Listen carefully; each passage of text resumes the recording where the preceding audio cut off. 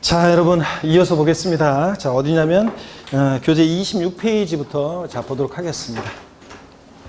아까 청약 조정 대상 지역 얘기한 거는 나중에 이제 양도국세 할 때 자세히 또 알려드릴게요. 26페이지 봅니다. 자, 보시니까 2번에 보니까 납세무 확정돼 있죠, 여러분들? 납세무 확정. 이 납세무 확정이라는 게 어떤 거냐? 추상적으로 성립한 납세무는 구체적으로 확정이 된다고 했는데, 납세무 확정이란 말을 보면 누가 세금 계산하냐? 이걸 떠올리라고 그랬죠, 여러분들? 자, 그럼 한번 보겠습니다. 납세무 확정이란 추상적으로 성립한 납세무에 대해서 조세 채무의 금액을 줄 긋지 마세요. 납세무자나 과세권자가 구체적으로 확정하는 것을 말한다.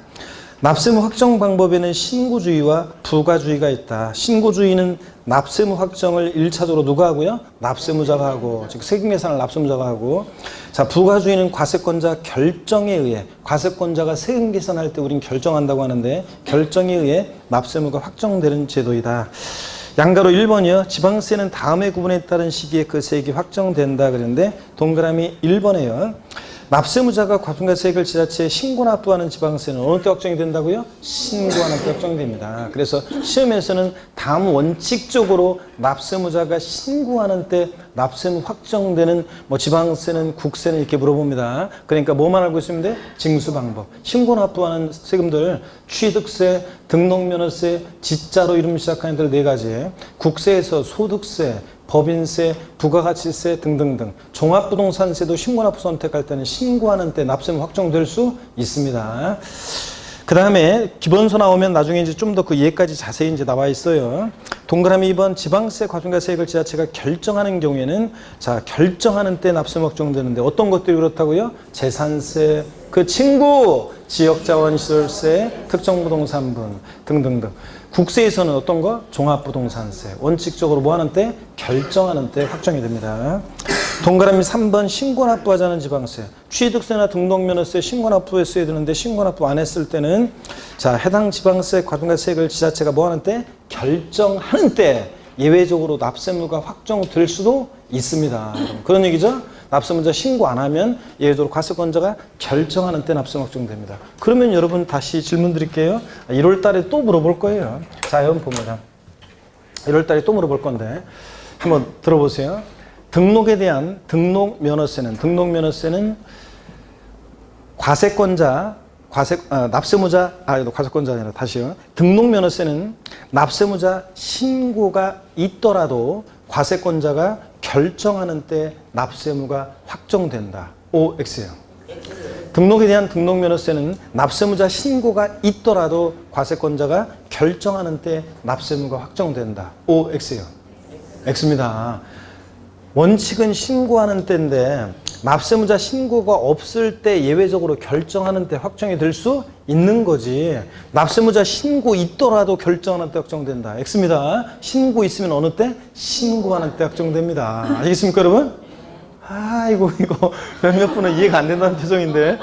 아니, 원칙 신고납부하는데 신고하는 때 확정이 되는데 취득세나 등록면허세 신고납부하는 애들은 근데 신고 있으면 신고하는 때 확정이고 신고 없을 때 예외적으로 결정하는 때 확정될 수도 있는 거지. 원칙은 신고납부인데 예외적으로 이제 무신고하거나 불성실을 신고하면 이제 보통 징수하니까 그런 거지. 신고 있더라도 결정하는 때 확정된다. X입니다. 아셨죠? 예. 신고 있으면 신고하는 때입니다.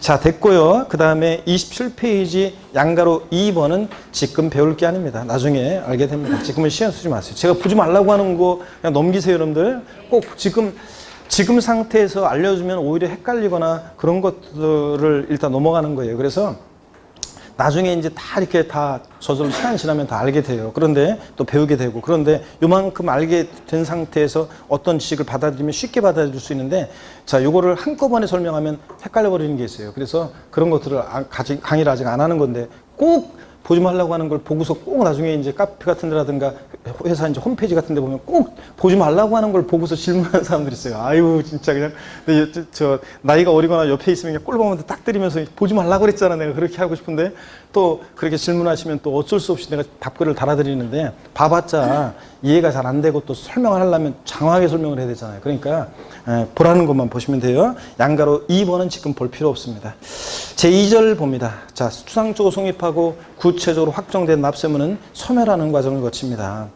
자, 성립 확정된 납세무는 납부 충당 등의 원인으로 소멸한다 그랬습니다. 납세무 소멸하는 소멸 사유가 이제 5가지가 나와 있어요.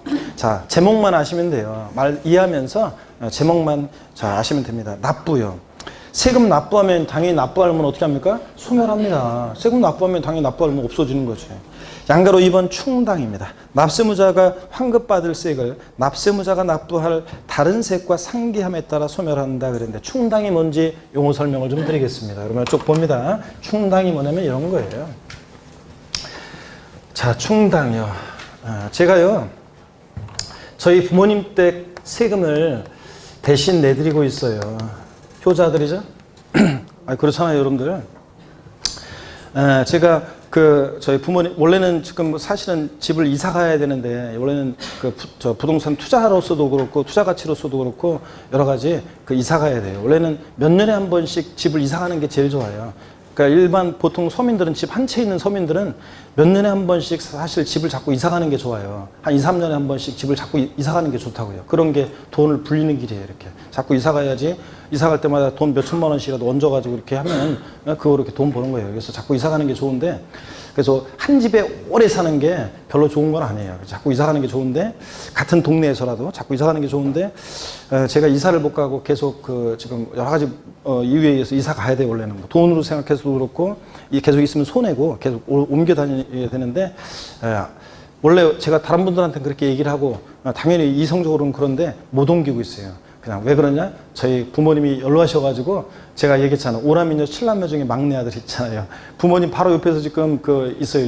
일부러 부모님 옆에 왔고 옆에 있는데, 그래 워낙 연로하셔가지고 옆에 있어야 돼요, 제가. 그래서 못 이사 가고 있어요. 그래서 그냥 부모님 옆에 있는데, 부모님 댁에 세금 고지서가 날라오면은 제가 다시 납부해드리고 있습니다. 인터넷으로 다 납부해드리고 있어요. 효자들이죠?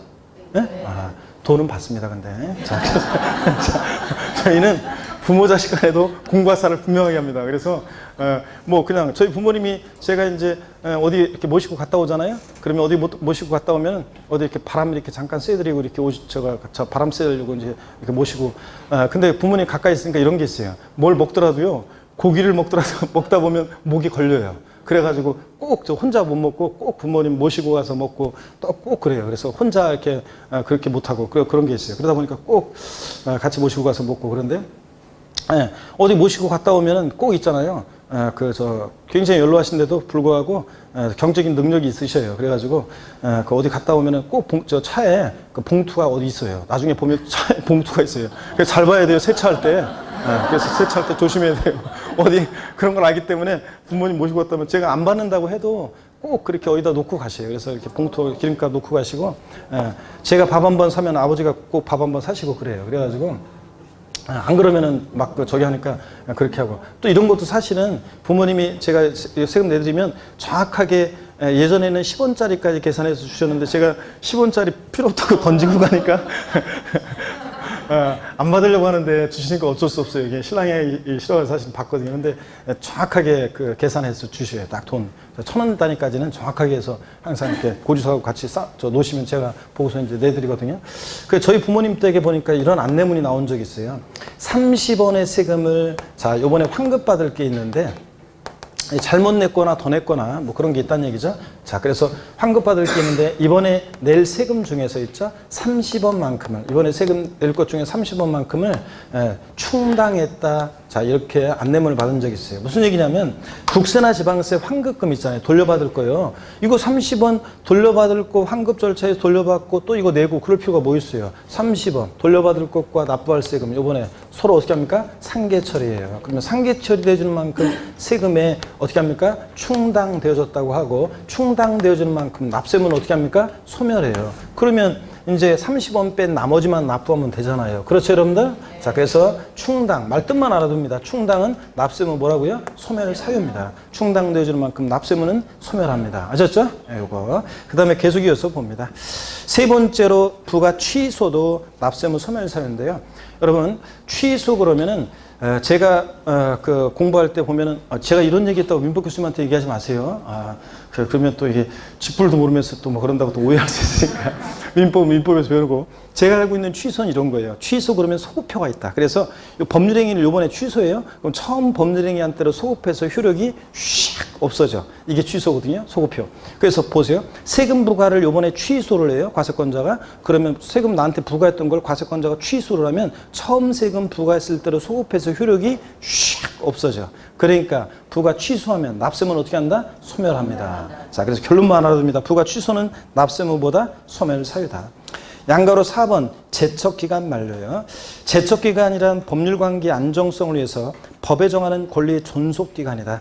즉 일정한 권리에 대해서 그 권리를 행사할 수 있는 법정기간이므로 제척기간이 경과하게 되면 당의 권리가 소멸한다 그랬습니다. 잘 보세요 여러분들.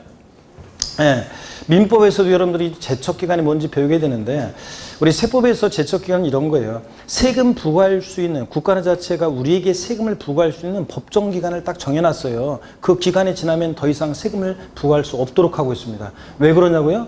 아유 이런 거 규정이 없어 보세요. 그러면 40년 전 30년 전에요. 제가 무슨 광명시에 예를 들자면 세금 낼 게 있었는데 세금을 안 낸 게 있대요. 또는 덜 냈대요. 그 당시에 내가. 그러면 30년 뭐 생각도 안 나잖아요. 그런 일이 있었는지. 자, 그리고 자료 뭐 증거 입증할 만한 자료 하나도 없고 그런데 그런 일이 생겨요. 그렇기 때문에 법적 안정성을 위해서 국가 자체는 우리에게 세금을 부과할 수 있는 법정 기간을 딱 정해놓고 그 기간이 만료하면 더 이상 세금 부과할 수 없도록 합니다. 그러니까 제척 기간이 만료하면 납세무는 어떻게 한다? 소멸합니다. 더 이상 세금 부과할 수 없게 하니까. 그럴 때 거기 국세와 지방세에서 이제 제척 기간이 쭉 나오는데 나중엔 다 외우셔야 되는데 지금은요 그냥 참고 삼아서 한번 설명 드려볼게요. 대부분의 국세 표에 보니까 대부분의 국세 양도소득세 같은 대부분의 국세는요 사기나 그밖에 부정한 행위로 조세를 포탈, 환급, 경감받았다. 몇 년의 제척기간이 정돼요? 10년이에요. 자 여러분 잘 보세요. 시험에 이미 한번 21회인가 22회 때 나왔던 건데 자 여러분 잘 보세요. 양도소득세 같은 거요. 어떤 수강생분 저한테 물어봐요. 교수님 제가 양도세를 다운계약서 써가지고 신고했었어요. 근데 한 지금 거의 한 5년 가까이 되거든요. 한 4년 좀 지났고 한 5년 가까이 돼요. 다운계약서 써 양도세 신고한 지. 지금까지 별일 없었는데 별일 없겠죠? 이렇게 물어보는 분들이 계십니다. 몇 년 동안 별일이 없어야 돼? 10년 동안 발포구 달 수 없습니다. 사기쳤다. 그럼 몇 년 동안? 10년 동안 제척기 한정됩니다. 10년 지나면 이제 더 이상 세금 부과할 수 없는 거고요. 근데 하여튼 10년까지는 발포구 달 수 없다. 그리고 신고기한 내 신고하지 않으면 그냥 신고기한 내 신고하지 않았다 그러면 7년. 그 다음에 자 나머지 사유는 일반적으로 5년입니다. 그래서 10년, 7년, 5년의 제척기한이 적용되고요. 뭐 상속증여세라든가 이런 것들은 더 긴데 이런 것들은 나중에 배웁니다. 오늘은 이거 외우려고 할 필요 없어요. 말 뜻이 뭔지만 제척기간 만료하면 납세무는 어떻게 한다? 소멸한다. 말 뜻만 알고 지나갑니다. 넘어갑니다.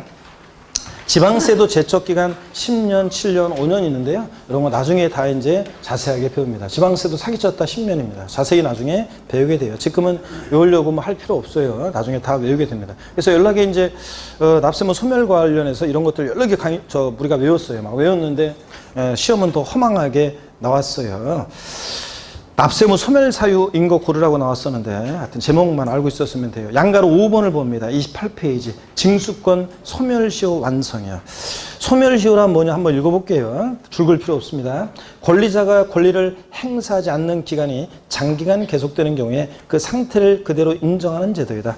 그러므로 징수권의 소멸시효란 국가나 자체가 징수권을 일정 기간 행사하지 않는 것을 않는 경우에 그 징수권을 소멸시키는 제도인데요. 여러분 민법에서 또 소멸시효 배워요. 유명한 법원이 있어요. 권리 위에 잠자는 자는 보호하지 않는다. 국가나 자체가요 우리에게 세금을 부과할 수 있었음에도 불구하고 세금을 부과하지 않고 일정한 시간이 지나가요. 그러면 쥐가 부과할 수 있는데도 부과하지 않은 거잖아요. 그러니까 납세무는 어떻게 한다? 소멸을 시킵니다. 납세무가 소멸돼요. 그래서 소멸시효가 징수권 소멸시효가 완성하면 납세무는 어떻게 한다? 소멸합니다. 그래서 소멸시효 기간이 참고적으로 동그라미 1번 지방세는 5년이고 국세는 5억 원 미만은 5년, 5억 원 이상의 국세는 10년에 소멸시효가 적용되는데요.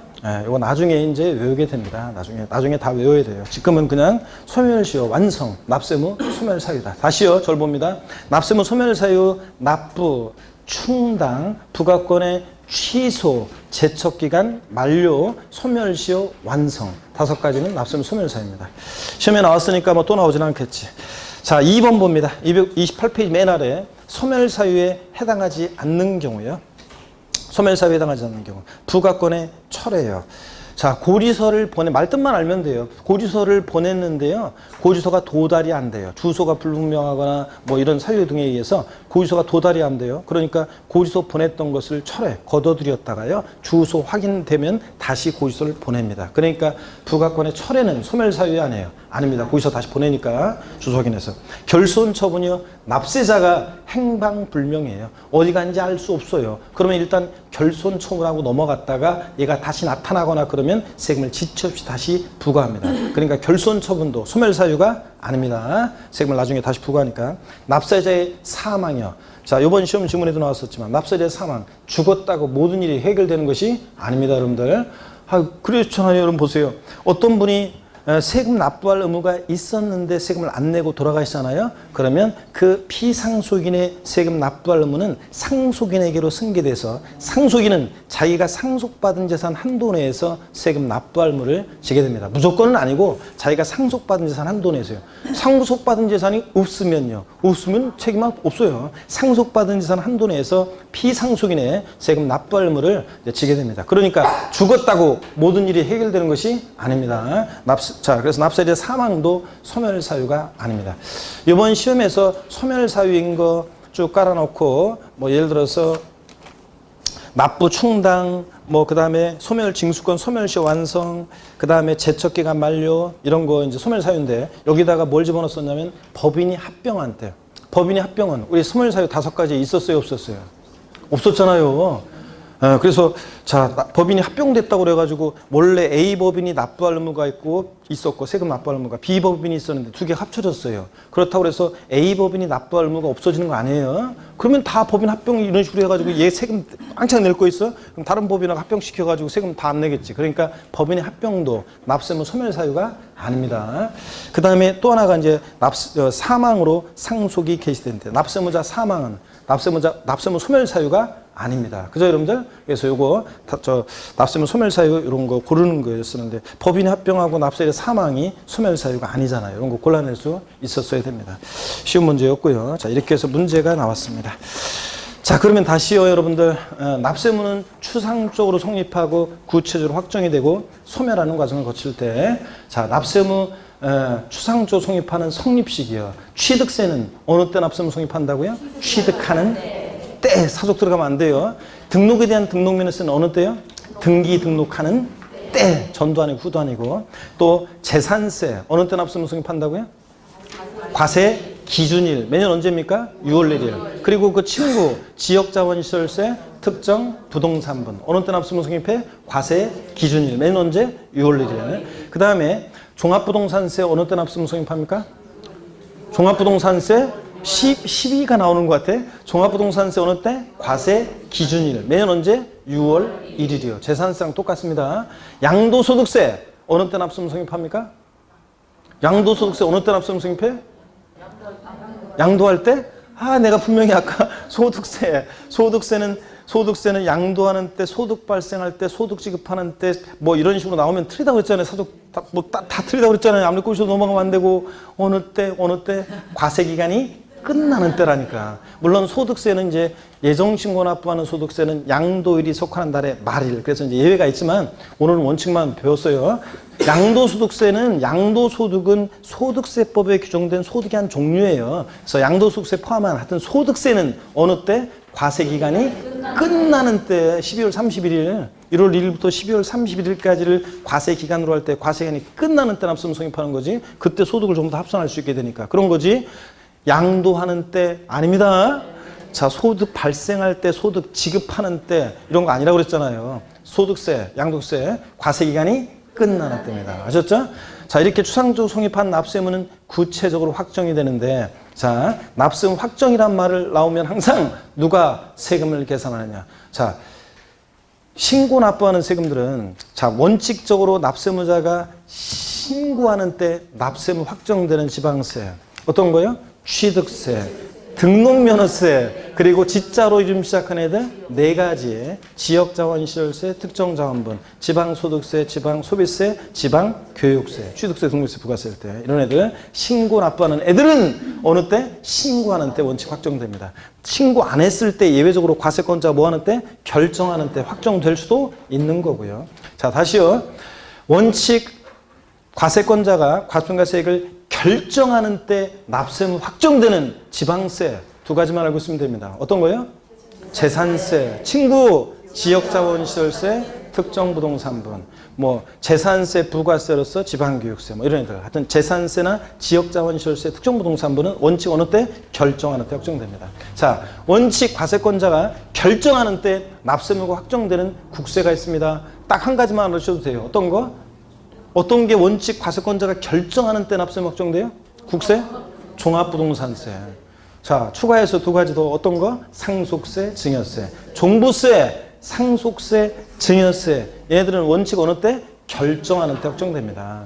다만 종부세, 상속증여세 뭐 등등 있는데 얘네들 빼놓고 웬만한 국세들, 소득세, 법인세, 부가가치세 등등등, 주세, 증권거래세 막 같은 웬만한 국세들, 그 다음에 하여튼 양도소득세 신고하는 때 확정됩니다. 그 다음에 또 종합부동산세도 납세무자가 신고 납부를 선택하면 예외적으로 뭐 하는 때? 신고하는 때 납세무가 확정될 수 있습니다. 여러분들 요거. 자, 이렇게 해서 확정된 납세무는, 구체적으로 확정된 납세무는 소멸하는 과정을 거친다. 다시요. 납세무 소멸 사유 5가지. 납부, 부가권의 납부 충당, 그 다음에 부가권의 철회의 취소예요. 부가권의 철회의 취소예요. 소멸 사유가. 취소. 샥 없어지는 취소. 제척기간의 만료, 소멸시효 완성. 이런 것들 소멸 사유 다시. 자, 이렇게 해서 성립확정 소멸에 관한 중요한 내용들을 말씀을 드렸고요. 그 다음에 이제 제1편 이렇게 해서 우리가 지방세 다 받고, 이제 제2편, 제1편 조세 총론 다 받고, 제2편 이제 지방세입니다. 여러분 보실래요? 그래서 어떤 얘기냐면, 여기 봅니다. 우리가 이제 크게 우리 교재는 크게 3개 부분으로 돼 있다고 그랬잖아요. 그래서 3개 부분으로 돼 있는데, 먼저 조세 총론을 다 봤어요. 조세 총론. 조세 총론에서 우리가 조세의, 그 다음에 그래서 조세의에서 물납, 분할납부 이런 것도 배웠고, 납부형 방법으로 또 조세 분류도, 조세의도 배웠고, 조세의도 배웠고, 그 다음에 또 조세의 분류, 조세의 분류.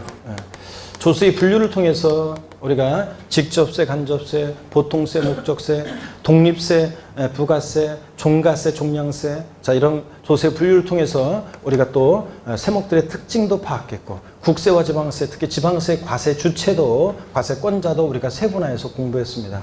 그리고 징수 방법이요. 자, 우리가 중요하다고 그랬죠. 직접적으로, 간접적으로 이 세금을 어떻게 징수해내냐. 신고납부 방법, 보통징수 방법, 특별징수 뭐 이런 것들을 배웠고요. 그죠? 징수 방법. 그 다음에 또 가산세와, 여기서 나온 건데 가산세와 가산금도 우리가 공부했습니다. 가산세, 가산금 이런 것들을 공부했고요. 그렇잖아요. 그 다음에 이제 우리가 또 납세의무, 세금 납부할 의무는 추상적으로 성립하고 또 확정이 되고 또 소멸하는 과정, 성립 확정, 소멸에 관한 얘기를 우리가 배운 겁니다, 여러분. 이런 걸 공부했고요. 그 다음에 이제 지방 자치단체에서 부과하는 지방세, 또 국가에서 부과하는 국세, 우리가 이제 강론으로 이제 들어갑니다. 그럴 때 재미없는 부분을 우리가 조세 총론을 이제 다 공부를 했고요. 시험 문제는 여기서 이제 한두 문제 출제되는데 2문제 정도, 27에 28에 한 문제 나왔지만 2문제 정도 예상하시면 되고요. 한 문제 또 나올 수도 있고요. 물론 29회 시험 때. 지방세에서 우리가 어떤 것들을 공부하냐면 취득세, 등록면허세, 재산세를 우리가 이제 공부합니다. 취득세에서 서너 문제 나오고요. 등록면허세 한 문제 정도. 이번에 28회 시험 때 2문제 나왔지만 한 문제 예상하시면 되고, 재산세 3문제 정도 출제 예상되고요. 자, 그 다음에 이제 국세, 종부세, 종합부동산세, 그 다음에 양도소득세. 자, 우리가 공부합니다. 그럴 때 종합부동산세에서는 한 문제 정도 출제 예상하시면 되고, 양도소득세에서 이제 대여섯 문제, 6문제 정도 예상하시면 돼요. 이렇게 해서 우리가 공부를 이제 앞으로 공부를 해 나갑니다. 그래서 취득세를 먼저 이제 공부한다는 얘기죠. 취득세를. 자, 그래서 취득세를 공부하는데 취득세는 어떤 내용을 공부할 거냐면, 자, 어떤 내용을 공부하느냐? 이쪽에 한번 보실래요?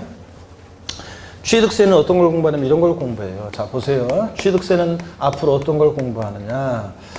취득세 서너 문제 나온다고 했고, 어떤 걸 공부하느냐? 자, 고개를 한번 드시고요. 또 예. 자, 우리 보니까 오늘 처음 오신 분도 있는 것 같아요. 예, 보니까 어떤 분은 지난주에 수업을 안 듣고 오늘 처음 온 분도 있는 것 같아요. 표정을 딱 보니까 아까 처음에 전혀 처음에 적응을 못 하신 것 같은데 이제 지금은 조금 적응이 되신 것 같고. 근데 나는 지금 왔으니까 지난주에 강의한 거 나한테 싹 다 알려달라 이러면 곤란해요, 여러분들. 나중에 우리가 이제 학원은 일찍 오는 게 장땡이에요. 일단 공부는 시작은. 이렇게 우리가 11월, 12월부터 강의를 들어야지. 자, 이렇게 용어도 익히고 저희들이 나름대로 지난주에 말 빠르다고 했는데, 이제 강약, 어떤 때는 빠르기도 하고 어떤 때는 느리기도 하는데, 기본적으로는 제가 말 속도가 조금 이렇게 보통 사람보다는 조금 빨라요. 왜냐면 제가 이렇게 제가 또 강의를 이렇게 보잖아요. 인강을 보면 막 느리잖아요. 속 터져요. 그냥 느리면. 그냥 답답하고 속 터지고. 그 다음에 강의가 느리면 집중력이 더 떨어져요. 그래서 강의는 원래 이건 과학적인 거에 내가 지어낸 게 아니라 과학적으로 말이 조금 정상 속도보다 빨라야지 더 뇌가요. 글쎄 내 생각엔 집중해서 들어서 그런지 모르겠는데 조금 속도보다 빠르게 들어야지 잘 기억되면 됩니다. 내가 지어낸 말 아니에요 진짜로. 그래서 학자들이 연구한 거예요. 그래서 조금 빠르게 듣는 게 더 좋아요. 그래서 처음에는 약간 이제 적응이 안 될 수도 있는데 아무리 제가 천천히 얘기해도 있죠. 아무리 천천히 얘기해도 못 알아듣는 말은 똑같아요. 효과는. 아니 진짜예요. 제가 아무리 천천히 얘기해도요. 처음 어떤 사람들은 제가 강의하는 어떤 곳에 말이 엄청 빠른 교수가 있어요. 친구가 있는데 그 말을 엄청 빨리 강의하니까 막 진짜 사람들이 막 진짜 막 못 알아 진짜 멘붕 와요. 원래 못 알아듣는 데다가 막 보통 말도 잘 못 알아들 정도로 말이 빠르요. 쭉 나가거든요. 거기서 제가 강의하잖아요. 자, 말이 빠릅니까? 그러면 아니요, 말이 빠르게 이런 식으로 얘기하는데 하여튼 처음에는 아무리 말을 천천히 하든 빨리 하든 빠르게 느끼는 사람들은 빠르게 느껴요. 왜냐? 낯설어서요. 용어가 낯설어가지고 아무리 저기 해도 못 알아듣는 말은 못 알아듣고 어차피 그래요. 근데 나중에 이제 시간이 지나면 아무리 제가 말을 빨리 해도 문제풀이 같은 거 할 때는 막 쑥 나가거든요. 그럴 때 되면 이제 그리고 9, 10월 달 되면 이렇게 할 때 되면 그때 되면 이제 다 알게 됩니다. 아무리 말을 빨리 하든 뭐 하든 그때 다 알게 돼요. 그러니까 지금까지는 이제 처음에는 다 적응하는 과정이니까 여러분들이 적응하시는 게 제일 좋습니다. 그래서 저희들한테 항상 여러분들이 맞춰가지고 여러분이 적응을 하셔야지 어떤 분은 생긴 게 마음에 안 들 수도 있고 어떤 사람은 목소리가 마음에 안 들 수도 있고 별별 게 마음에 안 들려면 안 들 수도 있어요. 자, 처음에는 좋았는데 그 과목을 딱 공부를 하다 보니까 부동산 학개론 같은 게 특히 그런 것 같아요. 내가 보니까 하여튼 어렸을 때 수포자들 있잖아요. 수포자들. 학창시절에 수학 포기자들 있잖아요. 수학 포기했던 사람들. 학창시절에 수학 포기했던 사람들, 경제적인 신문, 경제 관련한 것만 나와도 머리 아파 막 이랬던 사람들, 이런 분들이 부동산 학개론을 공부하니 이게 아주 그냥 미치죠 이게? 막 이해가 안 되고 막. 그래서 어떤 사람은 나는 그냥 들으니까 나는 그냥 당연히 이해가 되는데 답이 이건 것 같은데 이게 상식적으로 또 뭐 어떤 사람은 그냥 아는 사람이 있고요. 그런 분들은 이제 학개론이 그냥 기본적으로 점수가 나오죠. 근데 어떤 사람은 한다고 하는데도 이해가 안 돼요. 눈치를 딱 봅니다. 다른 사람도 이해가 안 되면은 그거 봐, 진짜 저 교수가 문제야. 다 이해 안 되잖아. 막 이러는데 어떤 거는 딱 눈치를 봤더니 다른 사람은 다 이해된다는 표정이야. 나만 이해가 안 돼.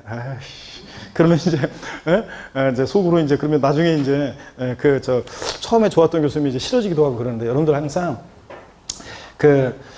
여러분들이 저희들한테 맞춰야 돼요. 항상 맞추시고 이 과목은 난 잘 와닿지가 않고 점수가 안 나오고 나중에도 그럴수록 이해가 안 되고 그럴수록 자꾸 그분한테 커피도 갖다 주고 도저히 안 되면 밥도 좀 사고 그러면서 인간적으로 이렇게 얘기를 한번 나눠보세요. 사람이 인간적으로 그 사람에 대해서 인간적으로 마음이 열리면 그러면 귀도 열려요, 여러분들. 그리고 제가 지난주에 한번 얘기 드렸잖아요.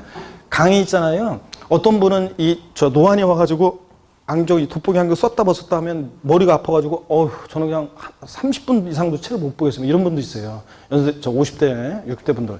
그러면요, 인강을요, 계속 반복해서 들으세요.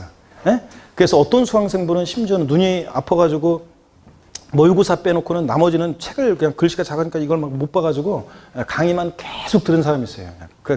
오늘 강의 들었어요? 그 강의를 계속 반복해서 들어요. 그냥 계속 3번이고 4번이고 똑같은 강의를 계속 반복해서 들으면 귀가 열리잖아요. 귀가 열리면 언어하고 똑같아요. 귀가 열리잖아요. 그러면 이제 말도 조금씩 이렇게 말도 이렇게 입이 터지면서 글을 보니까 책을 보니까 눈이 잘 들어요. 익숙한 말들이 막 나온단 말이죠. 그래서 처음에 일 때 도저히 안 되는 분들은 또 이해가 안 되고 나는 그 과목이 자꾸 막 이해가 안 된다 이런 분들은 반복해서 들으면 돼요. 노력도 안 하고 그냥 왔다 갔다 구경만 하고 수업 시간에 그랬다가 한번 빠져보세요. 그냥 뭔 소리 하는지 그냥 진짜 그냥 막 이러다가 가고 그러다가 이제 한 주 빠졌어요. 다음 주에 왔더니 진짜 더 이상 모르겠어. 뭐가 한 소리 하는지 연결이 안 되고 그러다가 이제 그 다음 주에 이제 또 빠지고 그러다 보면 그러면 이제 안 돼요. 그래서 여러분들 이해가 안 되면은 노력을 하셔야 되는데 노력하는 게 처음에는 책을 막 읽으려고 하잖아요. 처음에 예습도 필요 없어요. 예습한다고 읽어봤자 머리만 아프고 그러지. 자, 그냥 강의 들은 내용을 어떻게 한다? 반복해서 들으시면 돼요. 반복해서 계속. 한 번 들었는데 이해가 안 돼? 그날 수업 들은 거 또 들어. 기본적으로 또 들어. 두 번 들었는데 이해가 안 돼? 한 번 더 들어요. 빠른 배. 그러면 이제 처음에는 이렇게 온전하게 듣지만 동영상도 2배속, 1.5배속, 2배속으로 막 들을 수 있잖아요. 그래서 빨리빨리 들어가지고 3번을 들으세요. 그러시면은 웬만하면 다 이해가 돼요. 그래서 이런 식으로 해서 또 처음에 이렇게 용어 하면서 천천히 저희들이 할 때 11월, 12월에 할 때 그럴 때 이렇게 계속 반복해서 들으면서 기본 기초가 쌓여지면은 그러면 다음 단계 수업을 들을 때 훨씬 편안하게 수업을 들을 수 있고요. 그러면 또 그런 식으로 하면 그 다음 단계 편안하게 수업을 들을 수 있고 그래서 저희들이 준비한 프로그램과 끝까지 함께 하시면 당연히 이제 합격의 길로 갑니다. 아셨죠, 여러분? 그래서 동영상을 책을 이해가 안 되면 책을 막 반복해서 책을 막 보려고 하지 말고 강의를 반복해서 듣는 게 제일 좋은 것 같습니다. 제가 보면은. 아셨죠? 그렇게 해서 들으면 다 돼요. 그래서 늦게 온 사람들은 이제 나중에 이제 뭐 1월 달에라도 오시면 다행인데 1, 2월 달에라도 오면 이제 되는데 보면은 이제 막 4월 달, 5월 달에 오신 분들이 있어요. 그런 분들은 5월 달에 왔어요. 그때 이제 심화 이론 막 들어가고 있는데 그런 분 어려운 내용. 그분들한테는 용어 설명하지 않습니다. 그분들은 이제 기초 강의 들으면서 따라와야 돼요. 그때 힘들잖아요. 그러니까 여러분들은 장땡에 이제 잘 오셨고요. 지금부터 차분히 공부하시고 저희들한테 맞추고 좀 마음에 안 드는 게 있어도 저희들한테 맞추고 그 다음에 자기가 마음문을 닫아버리면 자기만 손해예요. 그때부터 이제 자기만 손해예요. 아이고 아무도 신경 안 써요. 자기만 손해니까 여러분이 저희들한테 맞추고 아까 얘기했죠? 커피도 사다 주고 밥도 사주고 이러면 또 나한테 또 밥 먹자고 하면 곤란한데 이거 그럼 또 공부 안 된다는데 하여튼 이런 식으로 해서 자꾸 그렇게 친해지고 마음을 열시고 또 강의를 반복해서 듣고요. 아셨죠, 여러분들? 눈 아프게 막 책 보려고 하지 말고 반복해서 듣고 안 되는 분들은 자 그러면 됩니다. 자 여러분 보세요. 취득세 우리가 어떤 걸 공부하냐면 이런 걸 공부해요. 성격이요. 자 기초인문 과정에서는 제가 성격, 특징 있잖아요. 각 세목들. 얘는 어떤 성격일 수 있냐. 이런 것들을 이제 쭉 설명합니다. 자, 나중에는 이제 성격이나 이런 것들은 나중에는 이제 3, 4월, 1, 2월까지만 성격을 설명하고 특징 같은 걸. 이제 3, 4월 달부터는 성격, 특징은 강의하지 않아요. 그 핵심되는 말만 요건 그냥 읽고 지나갑니다. 그래서 이런 것들 지금 기초인문 과정 할 때 처음으로 자세하게 설명합니다. 그래서 어떤 성격이 되냐. 그렇잖아요. 사람도 처음에 만나면 얘는 도대체 어떤 성격이야. 이런 것부터 파악하게 되는 것처럼 어떤 성격일 수 있는지. 그 다음에 취득세는 어떤 것을 취득할 때 취득세가 부과되는지. 과세 대상. 자, 얘는 취득세는 어떤 걸 취득할 때 부과되는지. 법에 열거가 돼 있어요. 법에 열거된 거 어떤 것을 취득했을 때 취득세가 부과되느냐. 또 취득세는 취득에 부과하는 세금이에요. 그러니까 취득이라는 게 뭐냐 도대체. 취득세는 취득한 때 부과한다고 했는데 취득이라는 게 뭔지. 취득의 개념. 그 다음에 유형이요. 어떤 모습으로 취득되느냐 이런 것들. 자, 이런 것들은 시험에 독립한 문제로 나온 적도 있지만 독립한 문제보다는 주로 종합 문제 속에서 지문이 한 줄씩 나옵니다. 27회 시험에서도 자 지문에 나왔었고요. 그 다음에 취득세요. 납부할 의무자가 누가 되느냐. 취득세 납세의무자는 누가 되느냐. 요 취득세 납세 의무와 관련한 납세 의무자, 납세 의무와 관련한 요 내용은요. 시험에 자 25, 26, 27 계속 나왔고요. 독립한 문제로. 그 다음에 28회 시험에서는 종합문제 속에서 지문 한 줄 나왔는데 근데 29회 시험에서는 납세 의무자는 시험에 독립한 문제로 나올 가능성이 높습니다. 그래서 납세 의무자 29회 시험에 나온다 이렇게 생각하면 돼요. 취득세 납세 의무와 관련한 것은 나온다.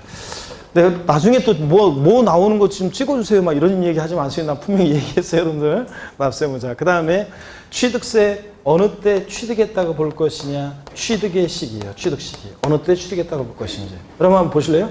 취득세는 미리 말씀드리면 취득일로부터 취득세는 취득일로부터 60일 내에 신고 납부를 해요. 취득부터 60일 신고 납부하는데 60일 하루만 딱 지나면 가산세 중되고요. 그럼 어느 때부터 60일 내 신고 납부할 것이냐. 매매 같으면 계약일로부터 60일 내 신고 납부할 것인지. 잔금지급일, 계약서에 나와 있는 잔금지급일로부터 취득세를 신고 납부할지, 아니면 계약서와 상관없이 실제 잔금이 치러진 날이 있으면 그날부터 취득세를 신고 납부할지, 등기일로부터 취득세를 60일에 신고 납부할지, 이런 게 문제가 되잖아요. 그랬을 때 어느 때를 취득시기로 할 것이냐, 이거예요. 제가 취득시기가요, 제가 그 강의할 때, 제가 올해 8회 시험 강의 전에 취득시기는 시험에 가끔 나오는 건데 최근에, 옛날에는 곧잘 나왔었다가 최근에 쭉 안 나왔어요. 제가 취득시기 28회 시험 강의할 때요, 증거도 있어요. 동영상 유튜브에도 다 있으니까 제가 말했던 게, 제가 강의에 취득시기가 쭉 안 나왔는데 올해 아니면 내년에 나온다고 그랬어요. 만약에 올해 취득시기 안 나왔다, 29회 시험에 무조건 나온다 그랬어요. 그래서 28회나 29회 시험에 나올 때가 됐다고 했는데 28회 시험에 취득시기가 독립화 문제로 나왔어요. 나왔고, 정답지문도 좀 그 취득시기가 좀 깊은 내용들도 막 지문에 나왔는데, 깊은 내용들이 나왔는데, 정답지문은 제가 수업 시간에 맨날 하는 방식이 있어요. 그 문제는 뭐 소유권 이전 고시일 나오면 무조건 그 다음 날 요거 꼭 확인해야 된다. 시험에서 그런 거 나왔을 때, 환지처분 공고일 소유권 이전 고시일 나왔을 때 항상 요거 문제 내면 뭘 내겠느냐, 이걸 다음 날을 쏙 빼가지고 낸다. 그러니까 꼭 그거 나오면 다음 날인지 확인하라고 했는데, 이번 시험에서 소유권 이전 고시일을 취득시로 본다. 다음 날 쏙 빼서 냈거든요. 그래서 저한테 배운 분들은 소유권 이전 고시일 나오면 반사적으로, 자, 여러분 시험 당일날 제가 이제 여러분이 어느 곳에서 시험을 보시는지 모르겠지만 시험을 보시더라 할 때 제가 여러분 시험장에서 함께 하지는 않지만, 그런데 믿음이 있는 자들은 또 수업을 계속 제 강의를 믿음을 가지고 수업을 들은 분들은 제가 함께함을 느낄 거예요. 그래서 여러분들이 제가 항상 시험 그 전날 밤에, 제가 이런 약속 드려요. 시험 전날 밤에 이미자가 부르는 동백아가씨, 이 시대의 최고의 소리꾼 장사익이 부르는 동백아가씨 들으면서 밤에 제가 잠 안 자고 제 강의를 들었던 분들의 얼굴을 떠올리면서 한 분 한 분 합격을 소원해 드린다고 얘기하거든요. 자, 그 합격을 기원해 드린다고. 그러면 어떤 수강생분은 아유, 그 많은 사람들을 어떻게 알고 기억해요? 뻥치지 마세요. 그러는데 여러분요, 맨날 이렇게 앉잖아요. 여러분들 앉는 자리가 거의 이제 고정돼 있어요. 그죠? 지난주도 이렇게 앉았잖아. 거의 앉는 자리에 고정돼 있기 때문에 눈을 딱 감으면 1년 이렇게 같이 함께 하잖아요. 눈을 딱 감으면 앞자리부터 얼굴들이 쫙 떠오릅니다. 스쳐 지나갑니다. 그러면 제가 이미자가 부르는 동백아가씨, 이세의 최고 소유권 장사익 부르는 동백아가씨 들으면은 그 선율이 나오잖아요. 그럼 얼굴들이 쫙 떠올라요. 한 사람씩. 광명 배움고시하고는 그 얼굴이 쫙 떠오르거든요. 한 사람씩 합격을 기원해 드립니다. 제가 그런 약속을 하거든요. 그리고 이제 시험 당일날 제가 어느 곳에 있든 여러분과 함께 할 것이고, 내가 함께함을 느낄 것이고, 여러분이 제 음성이 들릴 것이다, 이렇게 얘기하거든요. 그래서 제 카페에 보시면 어떤 수강생분은 신기하게 교수님 진짜로 소유권 이전 고시일 딱 보는 순간, 어떤 수강생분이 이번에 그 식사하는데 그랬어요. 소유권 이전 고시일 그 지문 보니까 다음 날 요거 딱 떠올랐어요. 교수님 음성이 들렸어요. 이렇게 간증하는 분들이 있습니다. 아니 진짜 여러분들, 그래서 믿음이 있고 여러분들이 계속 저 수업을 들으면 이제 호흡을 맞추다 보면 그런 거 딱 나왔을 때 다음 날 이게 딱 보여요. 제스처와 함께. 그래서 그걸 고르고 이렇게 하는 거예요, 여러분들. 그래서 취득식이 나온다고 했는데 28회 시험 아니면 29회 시험 나온다고 했는데 나와버렸어요. 그래서 얘는 이제 올해는 이제 좀 소홀히 합니다. 그래서 얘는 이제 깊은 내용 같은 건 안 하고 이제 조금 이제 중요한 내용들 위주로 몇 가지 설명하고 넘어갈 거고요. 또 나올 가능성이 낮아요. 독립화 문제로는. 그 다음에 세금 계산은 어떻게 할 것이냐. 세금 계산은 이렇게 한다고 그랬잖아요. 과세표준 결정되면 곱하기 세율에서 우리가 산출세 구한다고 그랬잖아요. 그랬죠, 여러분들? 그래서 지방세나 국세나 세금 계산 이렇게 할 때 취득세만 중요한 게 아니라 다른 세금도 다요. 요 과세표준, 요 과표 어떻게 결정되는지, 몇 프로 세율이 정되냐, 이거는 다른 세금도 다 중요해요. 취득세, 등록면허세, 재산세, 종부세, 양도세가 다 중요해요. 과표 어떻게 결정되고 몇 프로 세율이 정되느냐. 그래서 자, 과세표준에 관한 것이 27회 시험에서는 문제가 독립화 문제로 깊은 내용이 나왔어요. 자, 올해 28회 시험에서는 종합 문제 속에서 지문 한 줄 나왔는데 29회 시험에서는 독립화 문제로 나올 가능성이 높고요. 세율은요, 한 문제는 무조건 나와요. 취득세 세율 한 문제는 세율에서 한 문제 무조건 나오고 어떨 때는 두 문제가 나옵니다. 그래서 취득세 세율 역시 올해 28회 시험에서 지난 28회 시험에서 예상대로 표준 세율은 안 나왔지만 세율 특례라고 그래서 나중에 별 건데 거기서 역시 나온다고 했는데 그게 몇 년 나오다가 26, 27 안 나왔거든요. 26, 27 안 나왔는데 제가 28회 시험점에 세율 특례 세율 그거 올해는 독립화문제로 나온다고 했고 맨날 평상시에 연습한 그대로 문제 나왔어요. 자, 그래서 내년에도 가습비과 세율은 역시 시험에 무조건 나옵니다. 자, 그래서 중요하고요. 두 문제 나올 수도 있고 세 문제 나올 수도 있고 무조건 나옵니다. 그 다음에 또 보세요, 여러분들. 세금 계산했으면 자 내야 되잖아요. 자, 세금 계산했으면 내야 되는데 납세지를 어디로 할 것이냐. 여기 보세요. 세금 납부의 장소 있잖아요. 납세지를 어디로 할 것이냐. 관할. 요거는 독립한 문제로는 안 나오고 종합 문제 속에서 지문 한 줄씩 나오고요. 납세지. 그 다음에 자 세금, 자 취득세는 어떻게 징수가 되는지 납세 절차예요. 취득세는 신고 납부하는 세금이라고 그랬잖아요. 그 신고 납부를 불성실하면 어떤 제재를 받느냐 이런 것들이요. 납세 절차 시험에 이것도요. 거의 독립화 문제로 나오거나 안 나오면 종합 문제 속에서 나오거나 거의 나오는 거고요. 또 어떤 경우에 비과세 하는지 여러분 보세요. 나중에 용어 설명도 드릴 건데 비과세 여기를 봅니다. 과세에서 아닐 삐자예요. 제외하는 거예요. 어떤 경우에 취득세는 비과세, 과세되지 않느냐 요거 비과세에 관한 것이 독립한 문제로 최근에 거의 안 나왔어요. 옛날에는 세법 문항수가 지금보다 많을 때는 독립화 문제로도 잘 나왔는데 지금은 세법 문항수 줄고 난 이후로는 거의 안 나왔는데 올해 28회 시험에서는 재산세 비과세가 독립화 문제로 나왔고 취득세 비과세도 종합 문제 속에서 지문에 2개씩이나 나왔어요. 자, 그래서 얘는 독립화 문제보다는 취득세 비과세 종합 문제 속에서 지문 한 줄씩 나오는 그런 내용입니다. 그래서 이런 것들을 테마로 해서 우리가 이제 취득세를 공부를 합니다. 자, 다른 과목, 세목들도 등록면에서 공부할 때든 재산세 공부할 때든 어떤 걸 공부하냐면 우리가 이런 걸 공부해요. 이거 보세요. 조금씩만 다르지 세목마다 거의 그 기본적인 틀은 앞으로 우리가 어떤 걸 공부하느냐. 이 세금은 어떤 성격의 조세이고 어떤 것을 취득할 때, 보유할 때, 양도할 때 부과되는지 과세 대상. 누가 이 세금 납부할 의무자가 되고 자 세금 계산 어떻게 할 것이냐. 과세 표준과 세율은 어떻게 일정되고 또 계산된 세금을 어디다 납부하고 이 세금은 어떻게 징수가 되고 어떤 경우에 비과세 되느냐. 이걸 공부하는 거예요. 그래서 이제 앞으로 우리가 이제 취득세, 등록면허세, 재산세, 종부세, 양도세 내용을 이런 내용들을 쭉 공부해요. 기초 이론으로 기본적인 틀을 잡고 그 다음에 살 붙여서 이제 기본 이론, 심화 이론 가는 거예요. 그런 다음에 나중에 이제 제가 횡으로 자, 다 비교해 드려요. 취득세부터 양도세까지 횡으로 과세 대상, 납세무자, 과세 표준, 세율 이런 것들을 딱 비교해서 횡으로 비교해요. 그래서 세법을 완성합니다. 자, 이렇게 해서 이제 완성을 하는 거예요. 아시겠습니까, 여러분? 그래서 이런 것들을 공부한다. 자, 그러면 30페이지 취득세 본격적인 내용은 우리가 이제 다음 시간에 할 거고요. 오늘 복습하고 마치겠습니다. 그냥 가려고요, 여러분들? 항상 제 강의는 시작할 때 복습, 끝날 때 복습, 복습이지. 자, 여러분 봅니다. 오늘 배운 거, 자, 한번 보겠습니다. 어떤 걸 배웠냐? 징수 방법이요.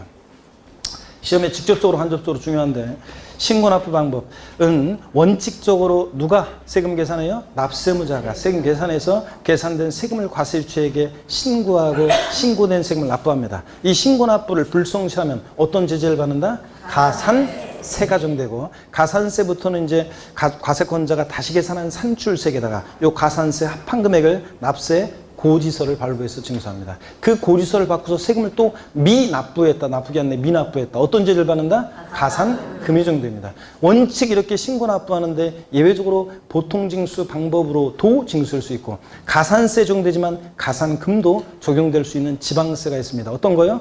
취득세, 등록면허세, 지자로 이름 시작하는 것들 4가지의 신고납부 원칙입니다. 국세에서는 소득세, 법인세, 부가세 등등등. 종합부동산세도 신고납부 선택하면 신고납부할 수도 있다고 그랬습니다. 그랬죠?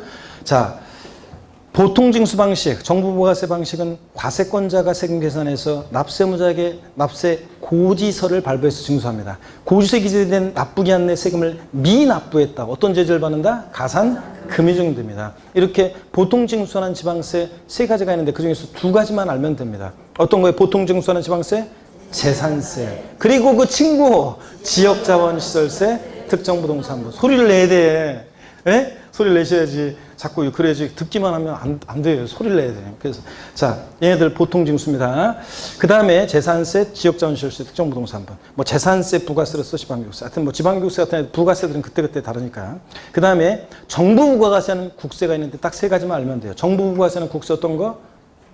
종합부동산세, 그리고 상속세, 증여세, 종부세, 상속세, 증여세는 정부과세입니다. 자, 이런 거. 그 다음에 가산세는 신고납부하는 세금, 신고납부 의무를 불성실했을 때 벌과 금적 성격으로 부과한다고 그랬습니다. 그렇죠?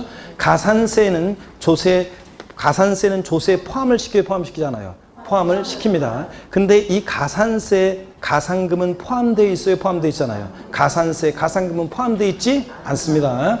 가산세는 신고행위와 납부행위를 구별해서 신고기한 하루만 딱 지나도 의무위반의 정도에 따라 자, 신고불성실 가산세는 40%, 20%, 10% 정도입니다. 부정한 방법으로 무신고하거나 부정한 방법으로 과소신고한 몇 프로? 40%. 그런 말 없이 법정 신고기한 내 그냥 신고하지 않았다. 무신고 가산세 몇 프로? 20%. 자, 신고기한 내 신고했는데 적게 신고했을 때 과소신고 가산세 몇 프로? 10%. 이거 하루만 지나도 의무위반의 정도에 따라 깔아놓고요. 그 다음에 이제 27회 시험 때는 요거 숫자를 바꿔가지고 부정무신고가산세 100분의 50, 뭐 부정과소신고가산세 100분의 50 이런 식으로 숫자 바꿔가지고 나온 적이 있는데 하여튼 뭐 깔아놓고 그 다음에 하루하루 지날 때마다 미납부 미달납부한 금액에다가 일일 얼마씩 0.03% 1만 분의 3, 만 분의 3, 0.03% 납부불성실 가산세 중됩니다.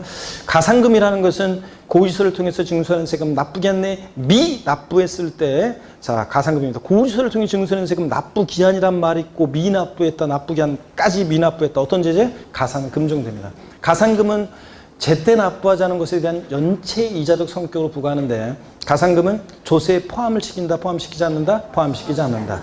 가산금은 학자들이 일반 가산금과 중가산금으로 나눠지는데 고지서에 기재된 납부기한 하루만 딱 지나도 체납세액이 몇 프로?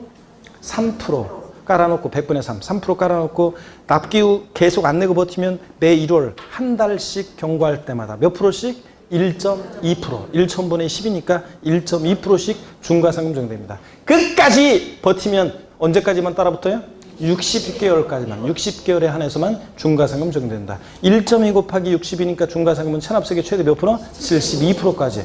일반 가산금 3%하고 합치니까 가산금은 체납세액의 최대 몇 프로까지? 75%까지 붙을 수 있습니다. 국가나 지자체에 대해서는 가산금은 적용한다, 안 한다? 안 한다. 조금 늦었다고 쥐들끼리 가산금을 세금 갖다 가산금 낼 수는 없으니까 국가지자체에 대해서는 가산금에 관한 규정은 적용되지 않는다. 자, 납세의무는 그 다음에 우리 특별징수, 지방세에서는 특별징수, 국세에서는 똑같은 얘기를 뭐라고 해? 원천징수. 지방세나 국세에 있어서 징수에 편의가 있는 자로 하여금 세금을 징수해서 납부하게 하는 방식을 지방세에서 뭐라고 한다? 특별징수. 똑같은 얘기를 국세에서 뭐라고 한다? 원천징수 방식. 이렇게 얘기한다고 했습니다. 자, 납세의무는 추상적으로 성립하고 구체적으로 확정이 되고 소멸하는 과정을 거칠 때 납세의무 추상적으로 성립하는 성립시기. 다시요. 취득세는 어느 때 납세의무 성립해? 취득세 대상 물건을 뭐 하는 때? 취득하는 때입니다. 취득하고 뭐 60일 경과하는 때, 30일 경과하는 때 아니에요. 취득하는 때. 등록에 대한 등록면허세? 등기 등록하는 때. 이것도 전도 아니고 후도 아니고 등기 등록하는 때. 재산세, 지역자원시설세, 특정부동산분, 그리고 종합부동산세는 어느 때? 과세 기준일. 매년 언제? 6월 1일에 납세의무 성립합니다. 똑같아요. 그 다음에 양도소득세 같은 소득세는 어느 때? 소득세? 과세기간이 끝나는 때. 과세기간이 끝나는 때. 요거 소득 얻은 때, 양도하는 때, 소득 발생한 때 아니라고 했죠? 과세기간이 끝나는 때. 자, 수상적으로 납세의무 성립하고 성립한 납세의무는 구체적으로 확정이 되는데 납세의무 확정이란 말을 보면 뭘 떠올려? 누가 세금 계산하냐. 징수 방법만 알면 돼요. 원칙 납세의무자가 신고하는 때 납세의무 확정되는 지방세 어떤 거냐? 어떤 거예요? 취득세, 등록면허세, 지자로 임시 시작한 애들 4가지. 국세에서는 소득세, 법인세, 부가세 등등. 종합부동산세도 신고납부 선택할 때는 신고하는 때 납세의무가 확정될 수도 있다. 그 다음에 원칙 과세권자가 결정하는 때 납세의무 확정되는 지방세 2가지. 재산세, 그리고 친구 지역자원시설세, 특정부동산분, 지역자원시설세, 특정부동산분 이런 거. 그 다음에 원칙 결정하는 때 납세의무 확정되는 국세, 세 가지. 어떤 거요? 종합부동산세, 그리고 상속세, 증여세. 종부세, 상속세, 증여세는 부과가세 하니까 과세권자가 뭐 하는 때? 결정하는 때 확정됩니다. 자, 이런 때 확정이 되고, 확정된 납세문은 소멸하는 과정을 거칩니다. 자, 납세문 소멸 사유 5가지, 납부, 그 다음에 뭐요? 충당, 부과권의 철회 취소예요? 취소, 그 다음에 제척기간 만료, 소멸시효 완성. 5가지. 이런 것들. 아닌 거 뭐 결손 처분, 부과 철회, 고의소 보냈다 거둬들인 철회, 납세자의 사망, 이런 것들은 소멸 사유가 아니라고 그랬습니다. 그렇죠, 여러분들? 자, 요 정도 기억할 수 있겠습니까, 여러분? 오늘 배운 게 이제 조세시 총론에서 제일 중요한 내용을 배웠어요. 자, 그리고 이제 다음 주부터 이제 강론에서 지방세 취득세로 넘어가는데, 아까 소개한 이런 내용들을 우리가 이제 다음 시간에 배우게 돼요, 성격부터. 그래서 이제 그래도 이제 재미없는 거 이제 끝났어요. 이제 그래도 조금 이제 이런 거는 내가 부동산 살 때 이런 거 생각하면 조금 그래도 그나마 좀 낫습니다. 재밌습니다. 그래서 이제 취득세부터 다음 시간에 보겠습니다. 여러분 하여튼 고생 많으셨고, 다음 주에 씩씩한 모습으로 다시 뵙겠습니다. 고맙습니다.